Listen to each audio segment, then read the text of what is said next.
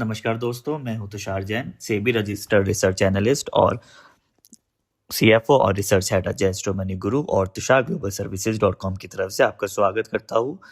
आज 26 मार्च सन 2026। दोस्तों, सर्वप्रथम आप सभी को भगवान राम जी की जयंती के ऊपर आप सभी को शुभकामनाएं। और हमारा यही लक्ष्य रहेगा कि उनकी सिखाई हुई सीखे और उनके बताए हुए रास्ते के ऊपर हम सभी चलने का प्रयास करें और उन जैसा बनने की कोशिश करें।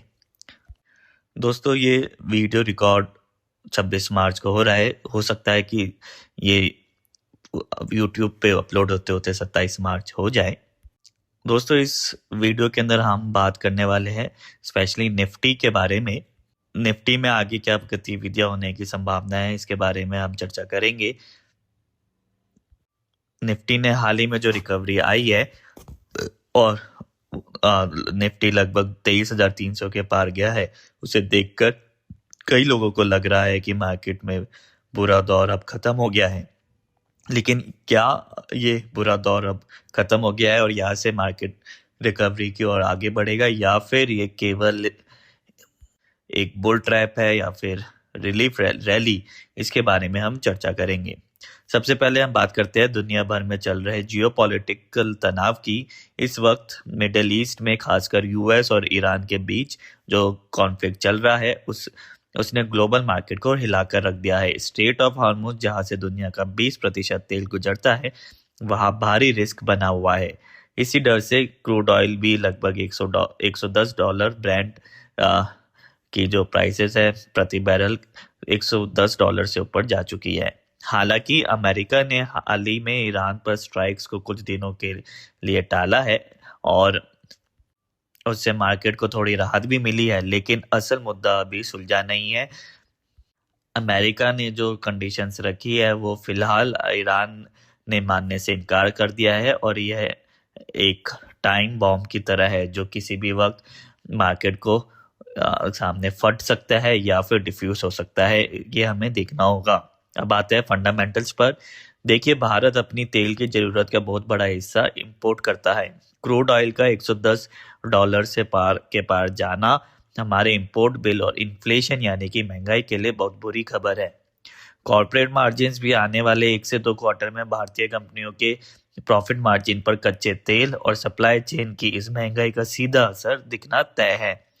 दूसरी सबसे बड़ी बात एफआईआईज यानी कि फॉरेन इंस्टीट्यूशनल इन्वेस्टर्स यानी कि विदेशी संस्थागत निवेशक लगातार मार्केट में नेट सेलर्स बने हुए हैं। जब तक स्मार्ट मनी कॉन्फिडेंस के साथ वापस नहीं आती, तब तक मार्केट में सस्टेनेबल तेजी आना बहुत मुश्किल है। अब शुद्धता ऐसी जो हर घर की पसंद बने। सुधा महेश ठक्कर, हल्दी के विश्वसनीय निर्यातक। आज ही संपर्क करें। बात करते हैं चार्ट्स और टेक्निकल्स की, जहां पिक्चर एकदम क्लियर है। 23 मार्च को हमने भारी गिरावट देखी जब निफ्टी 22,500 के भी नीचे चला गया था। उसके बाद जो रिकवरी आई है टेक्निकली वह अभी भी सेल ऑन राइज स्ट्रक्चर का ही हिस्सा है। ऊपर की तरफ 23,400 23,600 का जोन एक बहुत मजबूत रेजिस्टेंस है। जब तक निफ्टी इसे वॉल्यूम के साथ पार नहीं करता, ट्रेंड बियरिश ही रहने की संभावना है। वहीं नीचे की तरफ 23,000 और 22,700 क्रिटिकल सपोर्ट है। अगर 23,000 का लेवल टूटता है तो हमें फिर से पैनिक सेलिंग देखने को मिलने की संभावनाएं हैं। और वही यदि हम इंडिया विक्स के ऊपर भी नजर डालें तो सबसे डराने वाली बात है इंडिया विक्स। यह वेडनेसडे को 24.64 के लेवल के आसपास के लेवल पर बंद हुआ था और जो पिछले कई सालों का हाई है। इतनी हाई वॉलेटिलिटी में मार्केट का ऊपर टिक पाना बहुत मुश्किल होता है।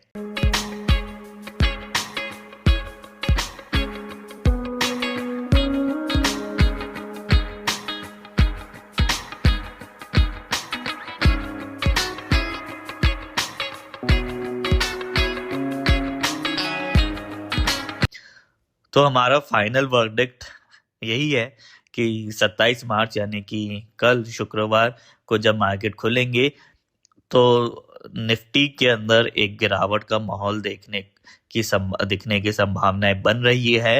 नीचे के जो टारगेट्स है वो आप नजर रख सकते हैं 23,000 22,700, और इसी के साथ ही आप स्टॉप लॉस लगा सकते हैं 23,400 या फिर 23,500 के लेवल्स का आप इसमें स्टॉप लॉस कंसिडर कर सकते हैं। दोस्तों, आप हमारा स्टैंडर्ड डिस्क्लेमर भी जरूर ध्यान से पढ़े कि ये सभी इंफॉर्मेशन, रिसर्च और एनालिसिस केवल और केवल शैक्षणिक पर्पसेस के लिए है, एजुकेशनल पर्पसेस के लिए है। यदि आप कोई भी ट्रेड लेते हैं तो लेने से पहले आप अपने फाइनेंशियल एडवाइजर से जरूर सलाह करें। तो दोस्तों, आज के एपिसोड में इतना ही। अगर आपको हमारा ये एनालिसिस वैल्यूएबल लगा हो तो वीडियो को लाइक करें और चैनल को सब्सक्राइब करें। आप निफ्टी के बारे में क्या सोचते हैं मुझे कमेंट्स में जरूर बताएं। मिलते हैं अगले वीडियो में। जय हिंद। मसाले, खुशबू और प्योर झांझ, टेस्ट से भर दे हर जुबान पे स्वाद। एवरीडे मसाले, देश का स्वाद।